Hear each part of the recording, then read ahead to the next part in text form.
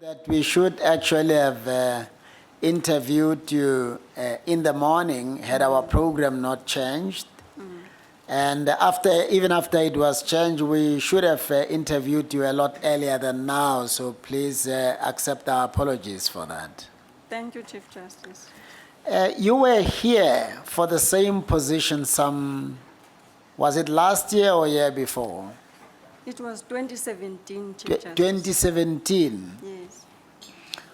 And you were interviewed quite extensively, were you not?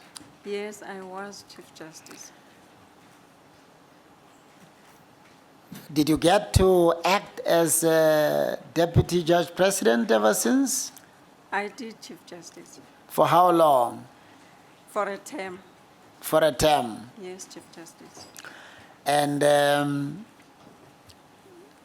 tell us what the impact of that acting stint was on your suitability for appointment. Chief Justice, I'm just going to be honest here. First of all, I was busy with a matter at that time, so most of the time I was in court. I would only have an opportunity when the JP was not around. Then I would take care of the other courts, especially where acting judges were concerned. Otherwise, there's nothing much that I did. I don't understand. My understanding, having worked with two different deputies, is that matters of importance to the court are discussed by the head and the deputy. Are you saying that that opportunity never arose for you to talk about the running of the court? No, Chief Justice. Were you not keen, or did the opportunity not arise? What happened? I did go to the JP a number of times to ask for whether I can there's anything that I can assist with, and Yes. he told me that at that time when I would go, he would not Yes. have anything. Yes. So he would tell me when there was something. And Yes. the opportunity never arose. All right. Now, I see that, or maybe before I go to what I see, so apart from what you told us the last time you were here, there isn't any experience arising from your acting instinct that you would say has enhanced your prospects of being appointed? Not really, Chief Justice.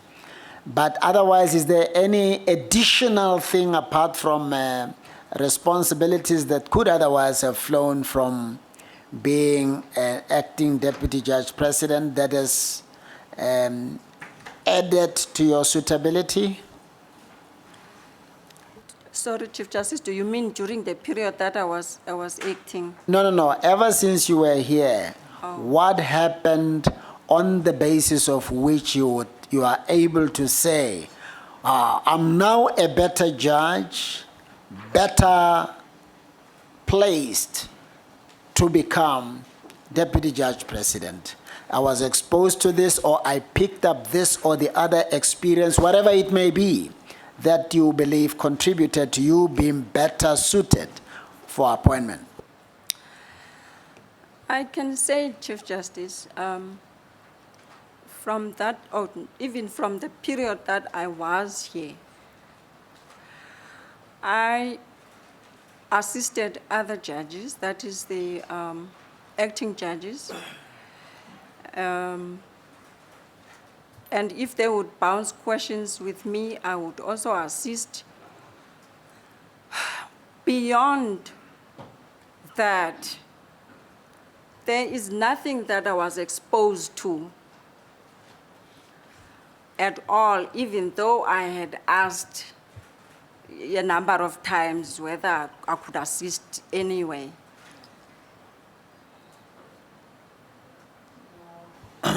When did Judge President Komo leave or retire? He retired,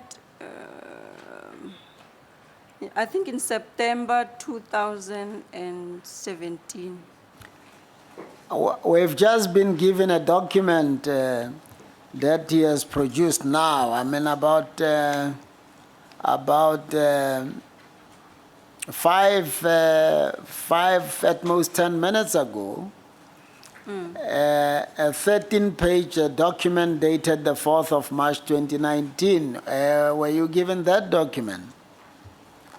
Can I look here, JP? Yes, let me,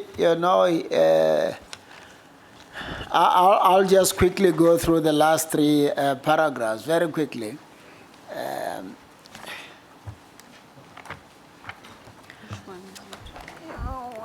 The first paragraph, he says you are not the one who had some work to do at Reverend Tibani's church. It was Judge Mamosebo, and paragraph 23 says during 2016, the 2016 outreach program, Pakati J was indisposed and was booked off. She only drew up the program and excluded her colleagues, Patswani and Mamosebo JJ, from it. She made Mr. Ngadala, a male who was not even a member of the IAWJ, SAC, the program director. This caused great unhappiness. And then he says in 24 that you are the silent one, you are moody and aloof and so on. Do you wish to make any comment on what the former Judge President deemed necessary to say now in relation to your suitability? Chief Justice, when I was here before, that is on the 2nd of October 2017, I responded to some of these questions.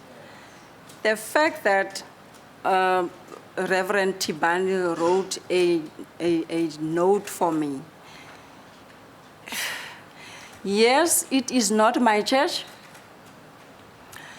I did the program. I was not indisposed. I was there. If one looks at the program, I was there. I think I was introducing the guests or thanking the guests. And if one notices from my CV, from the end, from then at that point, though it's not my church, but those people kept on calling me. They even wrote another letter again to thank me for the contribution that I've done to that church, even though it's not mine. Thank you. JP Tlaletsi.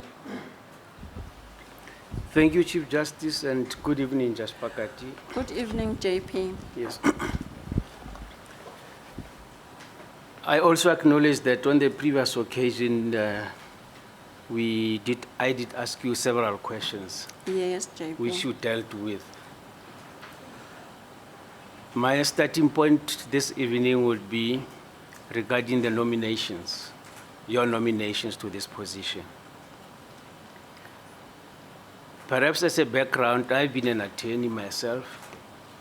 Previously, it was unheard of. I don't know if things have changed. For an attorney to approach a judge and say, I think you are suitable to be the Deputy Judge President or Judge President. I noticed that we have at least 3 attorneys who have nominated you.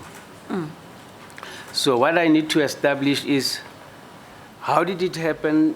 Did they approach you, or you had a discussion with them for the nominations? JP, I believe that when there's positions advertised, nobody will know that you want to avail yourself.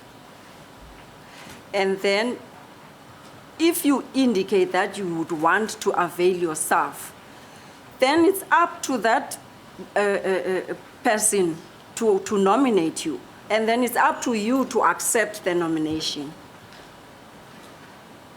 I see. If you indicate, can you perhaps explain, do you approach them and say, there is this position that has been advertised, I have an interest, would you mind nominating me or not?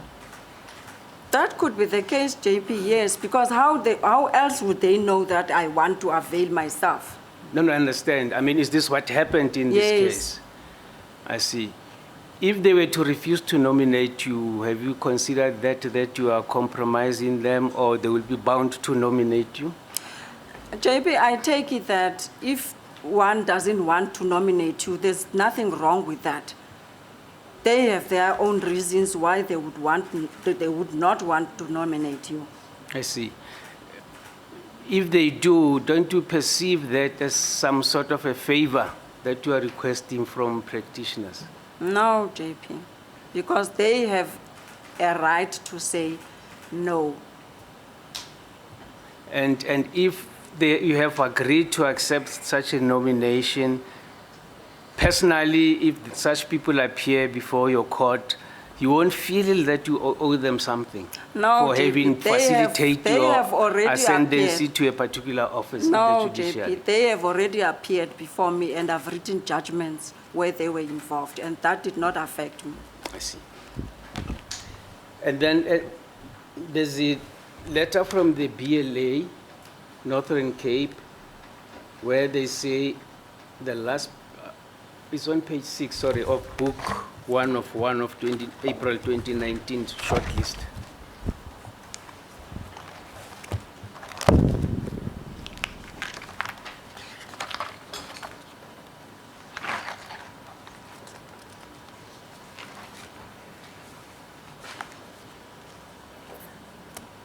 Do you see the last paragraph? Our branch believes that Judge Pakati has acquitted herself with rare distinction in her duties as a judge and was strong but accessible when she acted as Deputy Judge President. She's now proven to be capable and ready to take up position of Deputy Judge President. Yes, JP, I From see this that. letter, it suggests that you had some interactions with them. JP, they nominated me the previous time. So I did not see anything wrong with them nominating me again. Okay, no, what I mean is, they say you were strong and you were accessible when you acted as Deputy Judge President. So in your capacity as such, did you have interactions with them? The only thing I did was to do cases with them. So it's not accurate to say, sorry. Interactions, like I don't know whether talking to them about this report or what. Okay, let me make it a bit clearer. They say you were accessible when you acted as Deputy Judge President. Were you accessible to them in that capacity? JP, I'm always accessible to attorneys and advocates all the time. Whether you If they feel that at that time I was accessible, they are free to make a comment like that. It's not like there's an extra accessibility that I availed myself to. Oh, I understand. And then the IAWJ South African chapter has also nominated you, and they did so on the previous occasion. Yes, JP. Yes. And what I've noticed, did they approach you or did you also approach them for the nomination? I'm saying this because I noticed that they have also recommended the other candidate for the same position, but not nominated the candidate. JP, what normally happens, I'm a member of the IAWJ. So when a position comes up, they would want people to indicate whether you want to avail yourself or not. Then I indicated that I wanted to avail myself, and that's when they completed the nomination. Thank you. Perhaps we should deal at this stage with the comments of the law bodies, and in particular, let's deal with the GCB comments.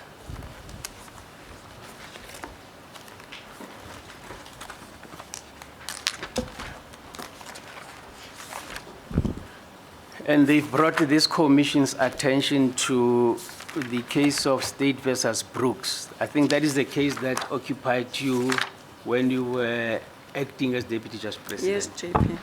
Sorry, JP, can I get the page where that Okay. is? What is the page? I will give you the page. I made myself a copy. What is the date?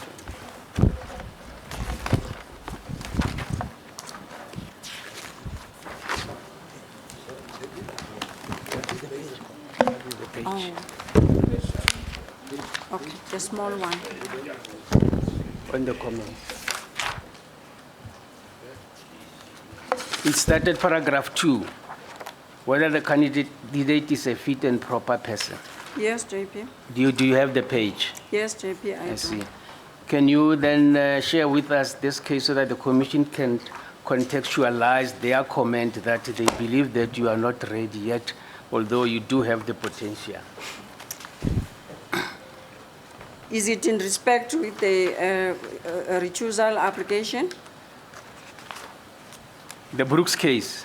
Yes. Yes, whatever you may want to Okay. share with us, yes. All right.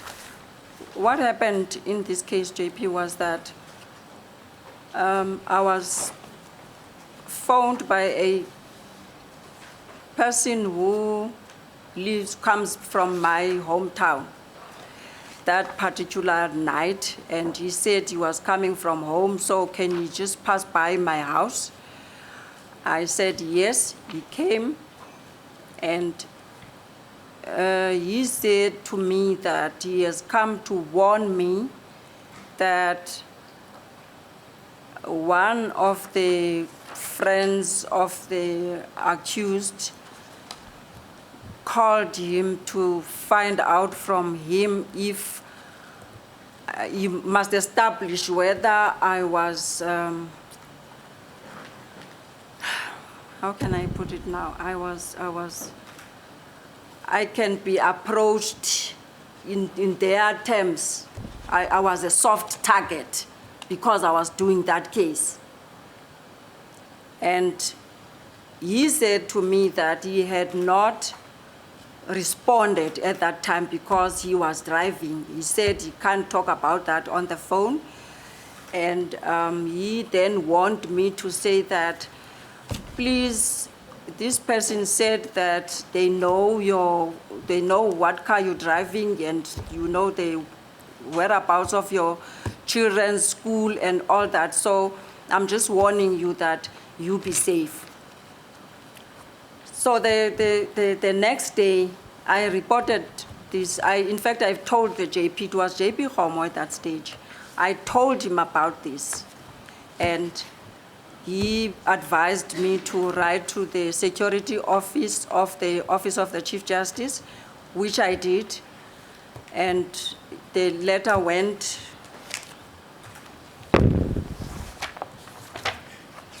I'm sorry.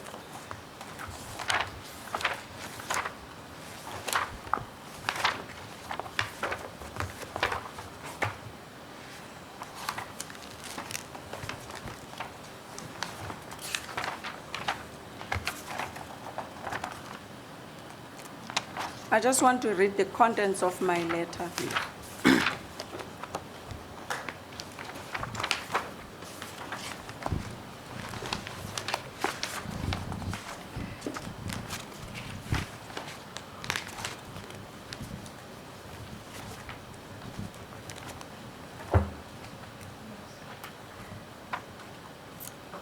Chief Justice, can you bear with me?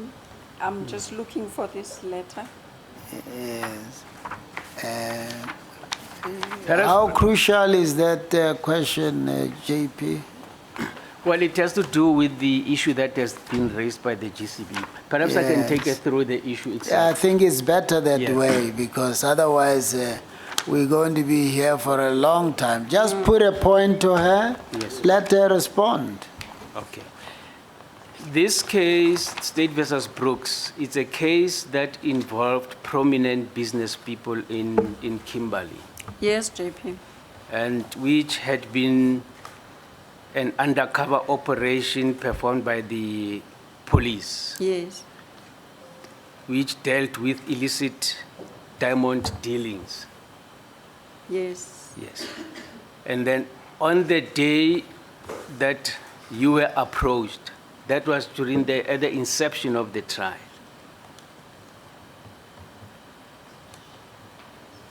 I'm not sure, JP, if it was at the inception of the trial, because there are so many applications that I had to do in that matter. Yes. But the trial, okay, when we started with It the was case, during the trial. during the trial, from when you were approached, the trial ran for a further 2 years. Yes. Yes. And then the issue that they raised, that having had those discussions with the police captain who approached you, discussing what the accused may have said regarding your approachability and offer that they could make, the issue that they raised is that from there you did not inform the counsel or the legal representatives which were involved in that case. Okay, JP, can I respond? Yes. Let me. All right.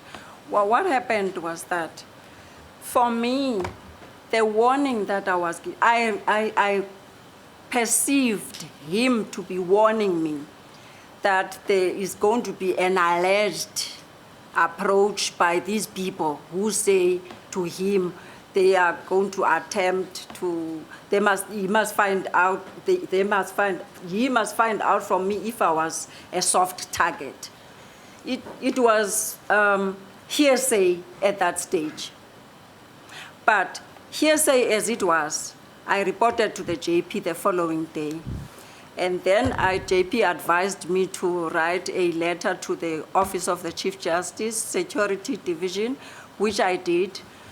And I did that for them to investigate the matter. Because at that stage, I took it was still an allegation. There was nothing that came to fruition at that stage. And therefore, after that period, what happened was that I only was surprised when there was an application to recuse myself, because the defense was saying I did not inform them. But even at that stage, there was no indication to me as to how far the investigation was. And it was only at that stage when I heard that there was this letter of mine was sent to the DPP the same day that I sent it, and was also referred to the SAPS for investigation. I had that on the day of the application for my recusal.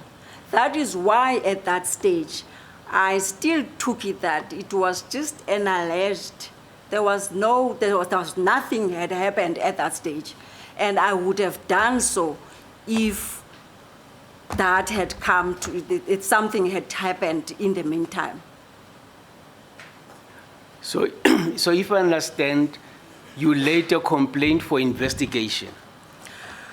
I did not say that it was for investigation, but I thought that when I reported, then the Office of the Security Office of the Chief Justice would investigate it and then come back to me and say, these investigations, I mean, this allegation is true or it's not true. But that did not come. I see. So you felt not obliged to disclose that aspect to the legal representatives so that they could decide whether to allow you to proceed with the trial or not? At that stage, JP, I perceived this to be hearsay. I see. And then when you recused yourself, was it no longer hearsay? Maybe you can clarify that, because I take it that these people come to you and say, we have this information from the accused, they want to approach you for a bribe, and then an investigation is being conducted, and then at the end, here is this application for your recusal. And then you dealt with the application and you recuse yourself. That is 2 years down the line. Shouldn't that aspect have been addressed with legal counsel right at the time when it happened, so that you could get the go-ahead whether to proceed with the case or not? Maybe JP, I could have done that, but that did not appear okay in my mind, because I still believe that that was just an allegation. I see. The second issue is the judgments that you have attached.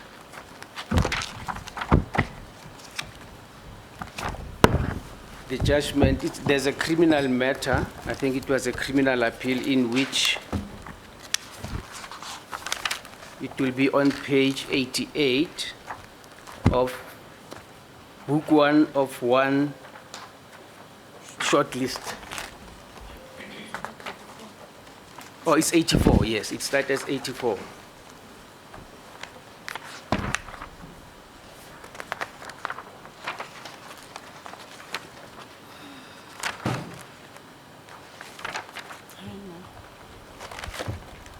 Book 1 of 1.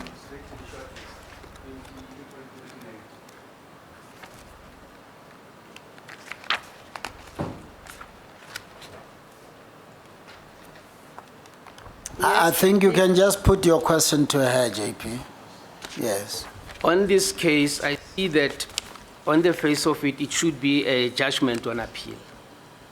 Yes. Yes. And if one looks at the last page, there's only one signature. That being your signature, and the second judge seem not to have been part of the judgment itself. JP, this is just, this was my copy. Otherwise, the other judge signed. Oh, this is your copy. Yes. And then if we look at the judgment itself, from page 84, we have several quotations regarding Your mic is off, JP. Okay. Yeah, if we start at page 84 and then 85, you've got several quotations. Actually, you've quoted the entire notice of appeal, which is in Afrikaans. Yes, JP. And then the next page is a quotation on the reasons given by the magistrate, and of course there is some setting out some factual background. And then we've got another quotation ranging from 89 to 90 and 91. And then on page 92, we've got paragraph 18.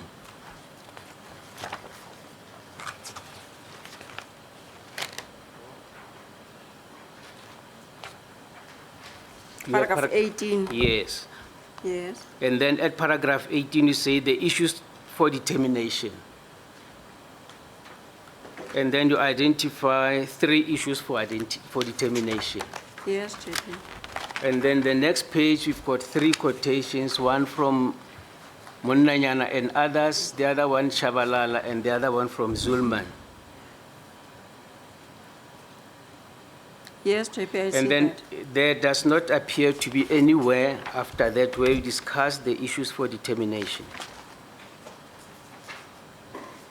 And then the conclusion, you set aside the conviction and sentence of the magistrate.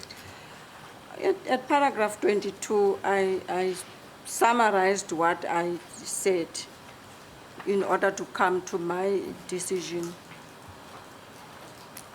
I said, in my view, the appellant's evidence was indeed convoluted, but that does not mean that his version is false in the face of Constable van der Poel's evidence, which confirms his version, especially the details of what took place at the scene. He maintained that version throughout. In my view, the regional magistrate committed a misdirection when he convicted the appellant under the circumstances. When there is a doubt, the benefit is given to the accused. These issues, JP, are dealt with in the body of the judgment. But does it indicate to the magistrate the misdirection that the magistrates the way in which the magistrate misdirected himself or herself, so that because now we need to provide guidance to the magistrate and give reasons why we set aside the judgment. Yes, that's why I'm saying the reasons come in the body of the judgment. So if one puts it into context, they would be able to see why I came to that conclusion. Which part of the judgment are you referring to? Because the way I saw it and I went through it, I did not see where you did the analysis of the reasons why you set it aside. Say for dealing with the submissions for counsel, you state them, the reasons for the magistrate, the grounds of appeal, and then you identify the issues right at the end. From there, you give out an order that set aside the judgment, the conviction and sentence.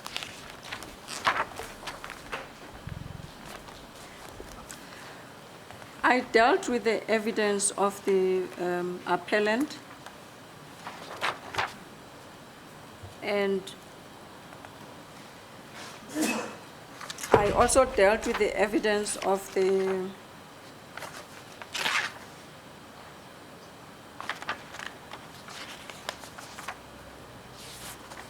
defense.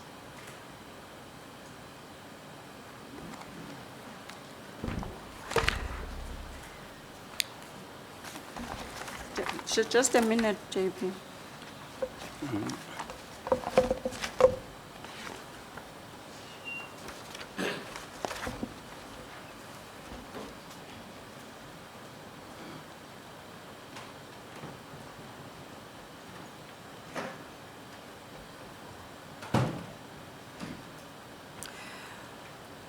At paragraph 16,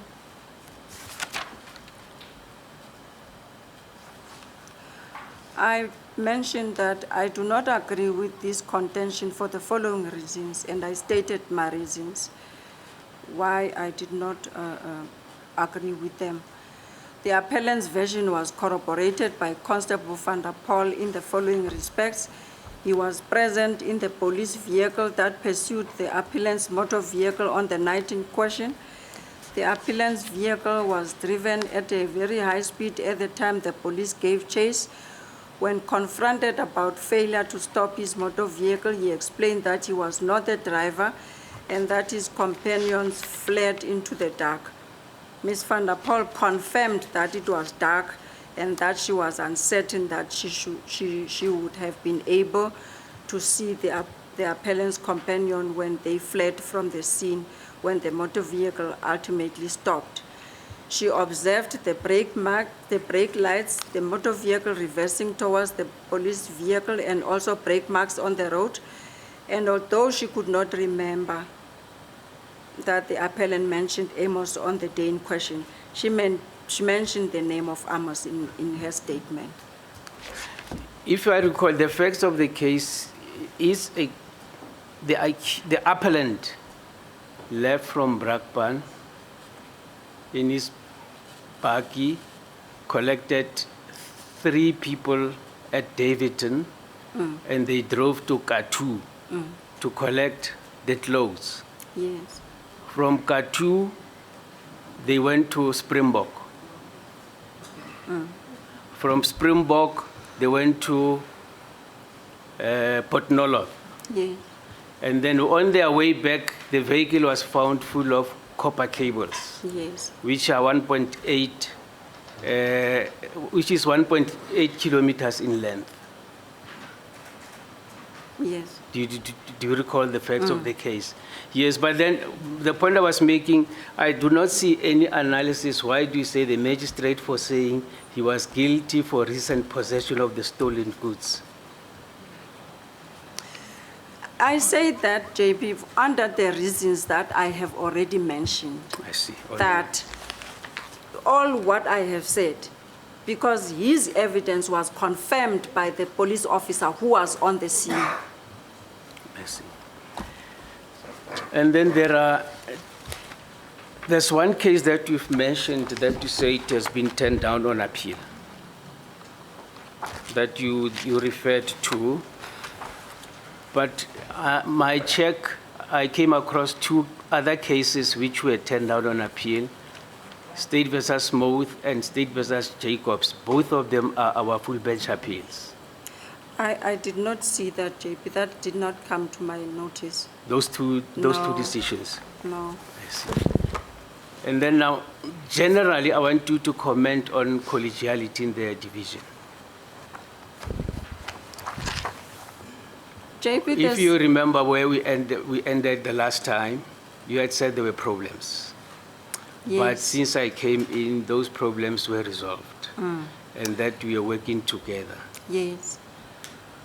JP, collegiality in the Northern Cape, there's nothing wrong. We are working now, especially after JP Hlophe went there to mediate, because he told us that we were starting on a new slate and we should work together with you and support you. And this is what we have been doing. So ever since, there have never been any issues that came up Issues like what, relating to JP? collegiality. All is good. JP, I don't know really what you, I just wish you can just, If you know of any problem that may have occurred relating to collegiality, you could share it with us, or are you guaranteeing us that things are now normal, no one should worry about what is happening there? JP, I can say that before there was no problem in terms of personalities amongst the judges. This only came out when there was this issue of one colleague being, you know, I'm going to say favored, I don't know which word is correct, but given more work than other judges, and that put a strain to the relationships. But like I'm saying, after JP Hlophe came and called us all to discuss this, we all agreed that we would work together. You have had a fallout with your junior colleague. Has that been resolved now? That was resolved, JP, Are you? by both of us. I see. Thank you, Chief Justice. Thank you, JP. MEC Shushu?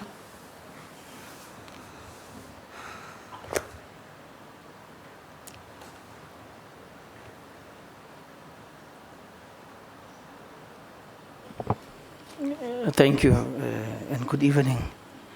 Good evening, Commissioner.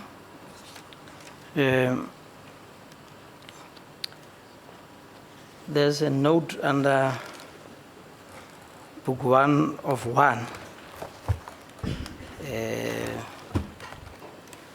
Not 1 of 1, it's feedback from law bodies, Book 1 of 1. Yeah. On page 166. And then Page 166. And then on page 3, it's page 4 under the, what is this now? Under the GCP comments.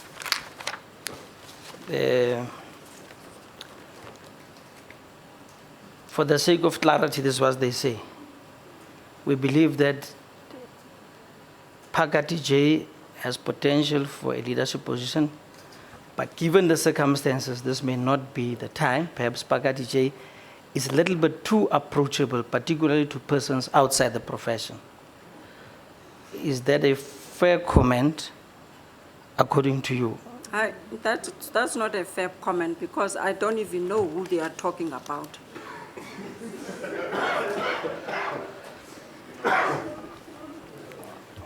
They say arising from the point made by Ruthman in the application for leave to appeal.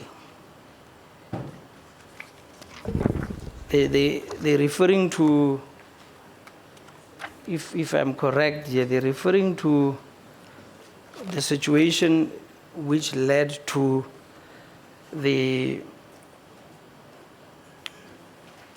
Project Darling, which was wildly reported in the local newspaper, the Diamond Fields Advertiser, wherein all the accused were acquitted. Yes. And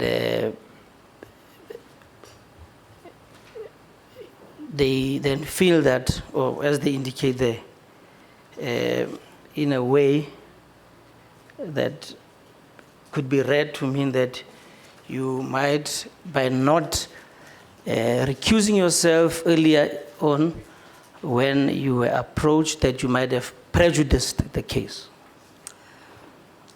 for the state. What is your comment regarding that? I did not prejudice the case for the state commissioner because, like I have explained, that at the time, that was only an allegation. So you don't think, It had not come to fruition. so at the time you did not think that that allegation is of such significance that it could result in, if you had disclosed it, that the legal representatives of the accused might not have considered to ask you to recuse yourself? The reason why I did not think that at the stage was because at that stage it was just hearsay. I had Okay. not been approached. Okay, no, thanks.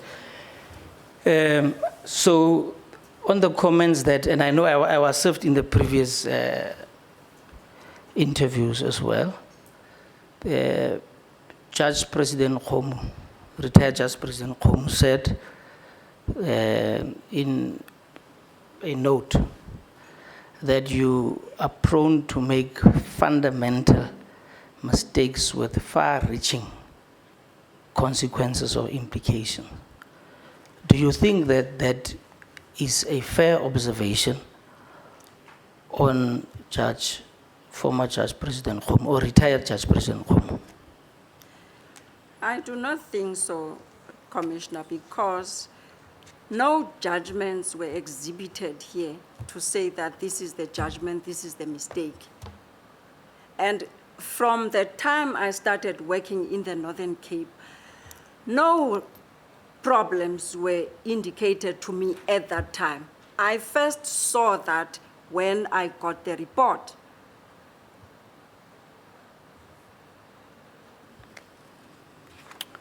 Okay.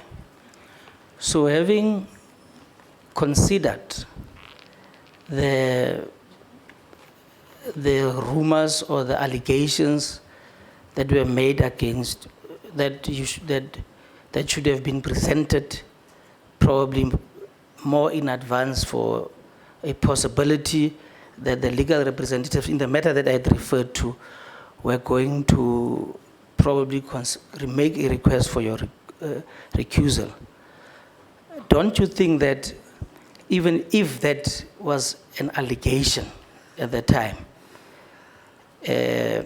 you should have considered the consequences or the possible consequences? Didn't it occur to you that those were possibilities? No, Commissioner, not at the time, because as I have indicated, it was just hearsay. I did not want to make it a fact when it was not a fact. Okay. Thank you. Thank you, Chief Justice. Thank you, MEC. Thank you, Madam. Thank you so much. Commissioner Singh, do you still want thank to you, put Chief questions? Justice. Good evening, Judge. Good Just evening, one quick Commissioner. observation and one question. The form I see is 2018. It should have been signed 2019. Which Your one? questionnaire form, you've signed it as 2018. It should have been 2019. I think that was a mistake. But in your questionnaire, item 10, you referred to your health. Maybe before, they were asked to submit, was last year. On the 3rd So, of December. not this year. They submitted all their 3rd of applications December. last year. There was a cutoff date. so that there was enough time for the sifting committee to be able to attend to the application. So it's not a mistake. Thank you, Chief Justice. It's the hour that we are sitting here. All right.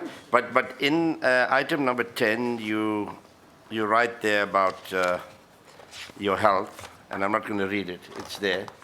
You went to a psychologist, stress, high blood pressure, etc. And the review date, 8th of January 2019. Can you tell us what happened on that review date of 8th of January 2019? And if the review shows that you're still unwell, and if you are recommended to this position, do you not think that your health will impact on your ability to perform in this position? Thank you. Sorry, Commissioner, when was the review date? According to you, the review 8th of January. 8 January. Yeah. All right. I went on the 8th of January, and on the 19th of February 2019, the psychologist wrote me a report. I will read it into the record. 1, Bulelwa has been in psychotherapy since 29 November 2018. 2, the primary reason for the periodic consultation/debriefing sessions were directly linked by the nature of her work environment. Her workload is very extended and demanding, and these excessive responsibilities are sometimes causing severe interpersonal turmoil. 3, Bulelwa will schedule an appointment if and when she needs it again. 4, any other questions can be directed to the above address. So since then, I have not gone there again.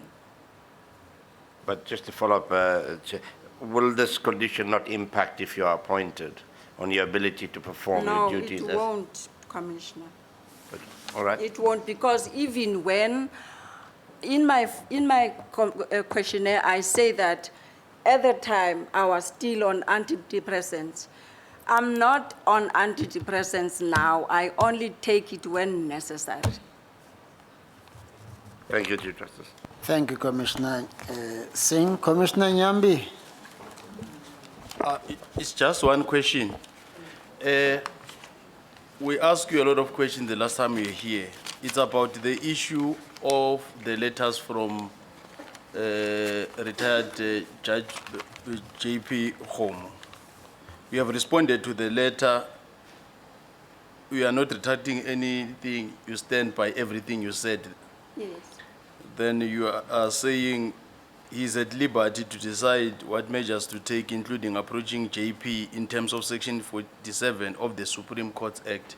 Yes, Commissioner. Don't you think maybe to approach you, to recommend you for appointments whilst you have this outstanding issue might create a problem for the division? No, Commissioner, the reason is that I was here on the 2nd of October 2017, and I answered to his report, and that letter came only on the 2nd of November 2018, a day after the advert came out. So for a period of over a year, nothing happened. And only when the advert came out on the 1st, it was on the 2nd that he sent this document to me. And I responded and I said, like you just read it. No, it's one question, but the mistake that you are making is that you create an impression that you were responding to the letter the last time you were here. You raised issues when you were here. And as commissioners, we felt that it was going to be important for us to get response from him. Not that there were issues. Thank you, CJ. Thank you, Commissioner Nyambi. Your excuse, Judge Pakati. Thank You want more? No.